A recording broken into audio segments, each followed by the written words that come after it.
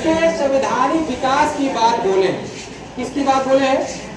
आज मैं भारत की संवैधानिक विकास का इतिहास पढ़ाने का प्रयास कर रहा हूँ। भारत के संवैधानिक विकास में हमने दो भाग में बांटा। कितने भागों में बांटा? हमने दो भागों में बांटा। एक ईस्ट इंडिया कंपनी के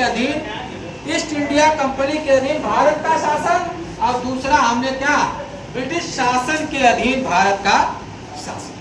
पहले मैंने बताया ईस्ट इंडिया कंपनी के अधीन भारत का शासन 1773 के रेगुलेटिंग एक्ट से 1853 के चार्टर एक्ट तक जो भी कानून बना वो भारत की जनता के लिए नहीं बना, बल्कि किसके लिए? यूरोपीय कंपनी, जो यूरोप की कंपनी आई, ब्रिटिश की कंपनी थी, उसको नियंत्रण और निरीक्षण के लिए बना, उनके लिए कानून बना। लेकिन जो बाद में चूंकि 1857 की क्रांति हुई, 1857 के क्रांति एक कारण भी थी, कमल और रोटी की एक प्रतीक भी थी, और उसमें यह प्रयास किया गया कि अब सीधे नियंत्रण किसकी होनी चाहिए? ब्रिटिश साम्राज्य की जनता पर होनी चाहिए। इसलिए ब्रिटिश शासन के अधीन भारत जो शासन था, भारत का शासन था, 1858 भारत शासन अधिनियम आई, और उस 1858 के भारत शासन अधिनियम में वो जो कानून बना वो जनता के लिए बना। किसके लिए बना? वो जनता के लिए कानून बना, और उसमें विधि का शासन हुआ। 1858 में लोकतंत्र का नींव पड़ गया। किसका पड़ा? लोकतंत्र का नींव पड़ गया। और उस 1858 में अब कंपनी नहीं, सीधे रूप से जनता से कौन जुड़ जाएगा? ब्रिटिश। अब अपनी समस्याओं को ब्रिटिश बोर्ड ऑफ डायरेक्टर और अन्य जो है नियुक्त करेगा, उसके माध्यम से आप ब्रिटिश के पास प्रत्यक्ष अपनी समस्याएं लेकर जा सकते हैं। अब कंपनी का कोई लेना देना नहीं थी 1858। लेकिन इस इतिहास के क्रम में मैंने एक चीज देखा कि कैसे कैसे कंपनियां आई, क्यों आई इतिहास कैसी आई। तो हमने यूरोपीय कंपनी के आगमन का क्रम पढ़ाया। हमने 1773 के रेगुलेटरी एक्ट के पहले उसकी इतिहास स्ट्रक्चर बताने का प्रयास कर रहा हूँ। अब इसमें यूरोपीय कंपनी का आगमन का क्रम में पुर्तगाली, डच, अंग्रेज, डेनिश और फ्रांसीसी आई। कितनी कंपनियां आई? यूरोपीय कितनी कंपनी आई? 5 आई। अब सबका उद्देश्य पहले व्यापार करना था। क्या करना था? भारत में व्यापार करना था, और बाद में अपनी नेचर बदल लिया तो अलग बात है। पुर्तगाल क्रम में पुर्तगाल, डच, अंग्रेज, डेनिश और फ्रांसीसी। पुर्तगाली 1498 में आया। उस समय लोदियो का कार्यकाल था। पुर्तगाली कंपनी का नाम एस्टार्डो द इंडिया थी। और डच आए 1595 में। चूंकि 21 अप्रैल 1526 में लोदी वंश के पतन होने के बाद बाबर ने मुगल वंश की नींव डाली। तो ये तीनों 4 कंपनी डच, अंग्रेज, डेनिश और फ्रांसीसी ये मुगल के कार्यकाल में आए। किसके कार्यकाल में आए? मुगल के कार्यकाल में आए।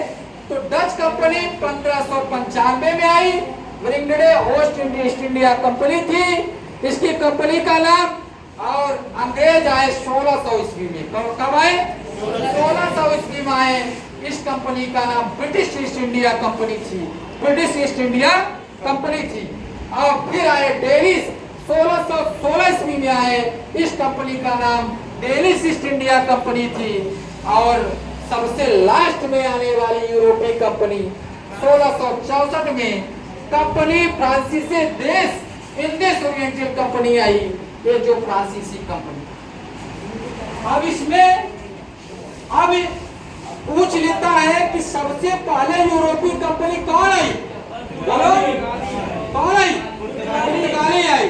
सबसे बाद में कौन सबसे पहले कौन आया, सबसे बाद में कौन गया, कब तक रहा भारत में, भारत के स्वतंत्र होने के बाद ही कौन कंपनी रही, कहाँ रही, गोवा में रही। सबसे लास्ट में जाने वाली कंपनी कौन है, सबसे पहले आने वाली कंपनी, अब सबसे ज्यादा समय तक रहने वाली कंपनी कौन है, अंग्रेज। लगभग कितने साल, 200 साल। और सबसे अंत में आने वाली कौन कंपनी थी, कौन कंपनी थी, फ्रांसीसी कंपनी थी। कौन कंपनी थी, और ये जो कंपनियां थी इनका उद्देश्य केवल जब आए तो भारत में व्यापार करना था। क्या था, व्यापार करना था, मोटा मोटा मुनाफा कमाना था। ठीक है, बाद में आकर इनकी नेचर परिवर्तन हो गए, यहाँ की समय परिस्थितियों को देखते हुए। यहाँ के जैसे उत्तर मुगल काल में उसके शासक कमजोर होते गए, औरंगजेब के मृत्यु के बाद जैसे ही उत्तर मुगल काल आया, उसके शासक जैसे ही कमजोर होते गए, वैसे वैसे बागडोर किसके शासन का, किसके हाथ में आ गई, अंग्रेजों के हाथ में आ गई।